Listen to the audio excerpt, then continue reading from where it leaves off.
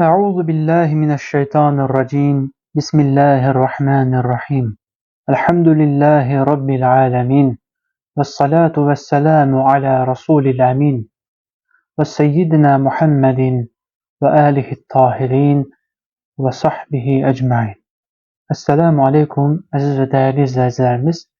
Sizinle öten dersimizde kısaca olarak Allah'ın varlığının delilleri barəsində danıştık. Ve dedik ki, mərifətlərin ən üstünü Allah'ı bilməkdir. Çünkü imanının kamilliği ve yəqinliyi üçün her bir Müslümanın Allah'ın varlığını dəlilləriyle bilməsi önemlidir. Her birimizin bildiği kimi, İslam dininde imanın ilk şərti de Allah'ı hakkıyla bilmek ve ona yəqinliklə iman etmektir. Uca Allah gönderdiği dinler vasitəsilə özünü tanıtmıştır. Bu sebeple de bütün ilahi dinlerin esas məqsədi ve bütün peygamberlerin gönderilmesindeki esas gaye, insanları tek olan Allah'a iman etmeye səsləməkdir. Necə ki, bu barədə Uca Allah belə buyurur. Səndən öncə elə bir peygamber göndermədik ki, ona, məndən başqa heç bir ilah yoxdur, yalnız mənə qulluq edin, deyə vəhy etməyək. Başqa bir ayədə Uca Allah belə buyurur.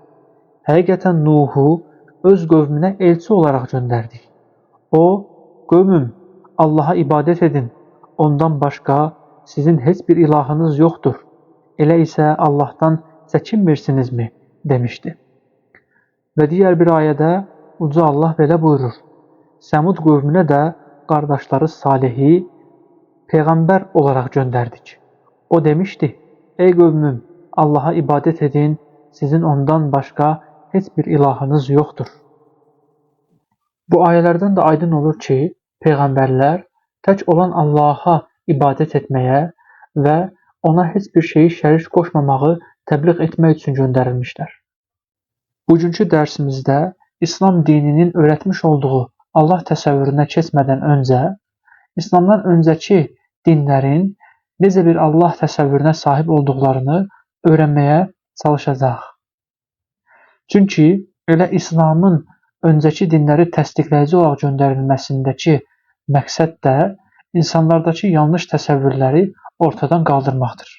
İslam gəlmədən öncəki dövrlərdə bizim ilahi dinlər olaraq adlandırdığımız Hristiyanlıq və Yahudilikdə də mütləq olan və tək olan Allah təsəvvürü mövcud idi. Lakin Yahudilər və Hristiyanlar onlara göndərilmiş olan saf tövhid dinini dəyişdirərək Allah haqqında doğru olmayan fikirləri mənimsədilər. Bu barədə Uca Allah belə buyurur. Yahudilər Üzeyr Allah'ın oğludur dedilər. Hristiyanlar da Məsih İsa Allah'ın oğludur dedilər.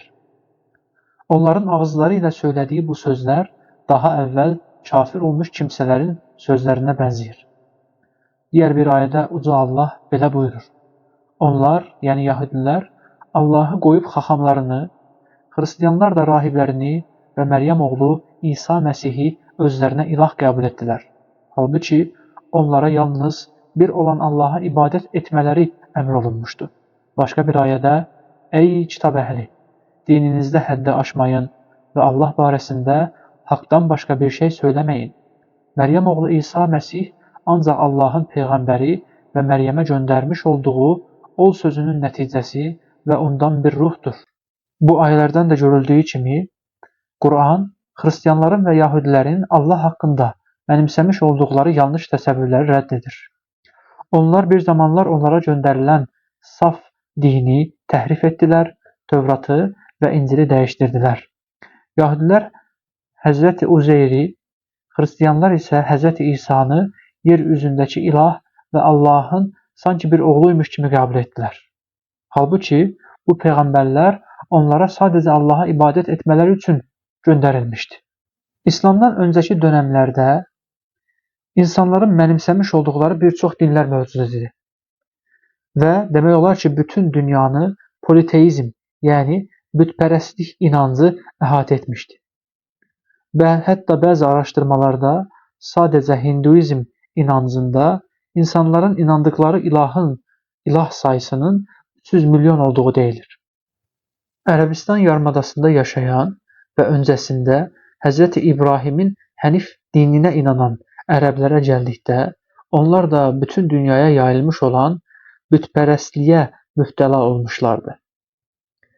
Qaynaqlarda o günkü Ərəb yarımadasında hər qəbilənin və hər şəhərin ayrı bir bütə sahib olduğu deyilir. Sadəcə Kəbə evinin içərisində belə 360 ədəd büt mövcud idi. Həmin bu ərəblər bütpərəst olmalarına baxmayaraq, onlarda yaradıcı olan Allah təsəvvürü mövcud idi.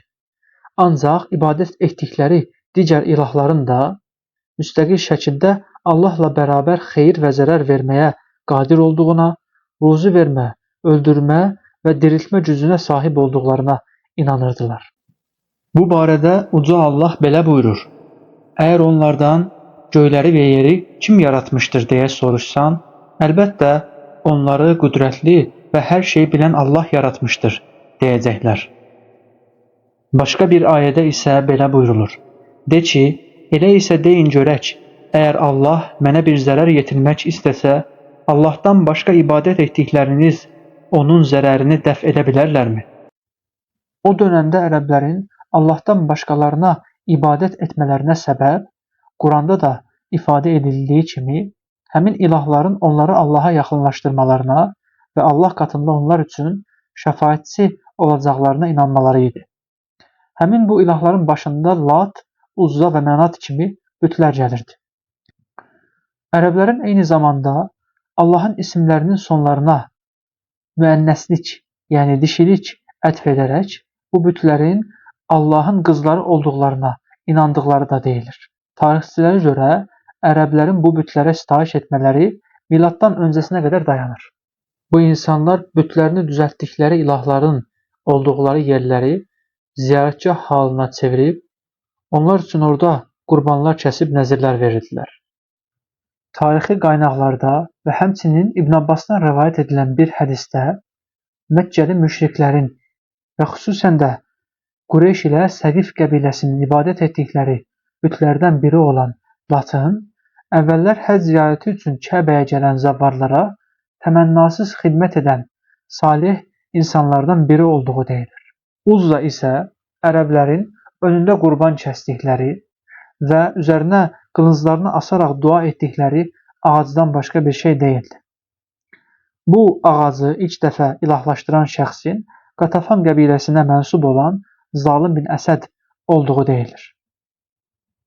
Allah Rasulü sallallahu aleyhi və səlləm Məkkənin fəthindən sonra bu ağacları sahabədən Xalid bin Vəlidə radiyallahu anh kəsdirdiyi deyilir.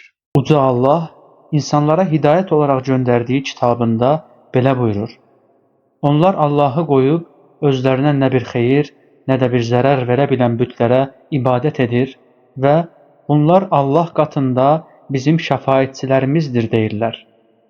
De ki, siz Allaha göylərdə və yerdə bilmədiyi bir şeyi mi xəbər verirsiniz? Allah onların şərik qoşduğu şeylərdən uzaq və ucadır. Şübhəsiz ki, Allahı qoyub dua etdiyiniz kimsələr də sizin kimi bəndələrdir. Əgər haqlısınızsa haydı, onları çağırın ki, sizə cavab versinlər. Başqa bir ayədə Allah Azza və Cəllə belə buyurur: Həqiqətən, Allahı qoyub dua etdiyiniz şeylər bir yerə yığışsalar da bir milçək belə yarada bilməzlər. Əgər milçək onlardan bir şey alıb aparsa, onu geri ala bilməzlər. İstəyən də, istənilən də acizdir. İnsanlıq tarixində Allaha ilk dəfə şirk qoşan Hz. Nuh aleyhissalamın qövmü olmuşdu. Hz. Nuhun qövmünün ilahlaşdırdığı bütlər isə Vəd, Suva, Yağus, Yauq və Nəsr idi. Nuhun qövmünün ilahlaşdırdığı bu bütlər də bir zaman onlar arasında yaşayan salih kimsələrdi. Onlar öldükdən sonra şeytan həmin salih insanlara hörmət əlaməti olaraq və onları daim xatırlama məqsədi ilə heykəllərini düzəltmələrini söylədi. Bu, heykəlləri düzəldən nəsil öldükdən sonra övladlara atalarının bu heykəllərə ibadət etdiklərini zənn edərək onları ilahlaşdırdılar. və beləcə insanlar ilk dəfə Allahı qoyub özlərinə nə fayda, nə də zərər verə bilməyən bütlərə ibadət etməyə başladılar. Allah haqqındakı bütün bu yanlış təsəvvürlərin səbəbi insanların onları yaradan Rəblərini doğru şəkildə tanımamalarından qaynaqlanır. Bugünkü dərsimizdə İslamdan öncəki dinlərin və bu dinlərə mənsub olan insanların Allah haqqındakı yanlış təsəvvürləri barəsində danışdıq. Önümüzdəki dərsdə isə İslam dininin insanlara öyrətmiş olduğu Allah təsəvvürü haqqında danışmağa çalışacağıq. Bugünkü dərsimiz bu qədər. Allaha əmanət olun. Əssəlamu aleykum və rəhmətullah.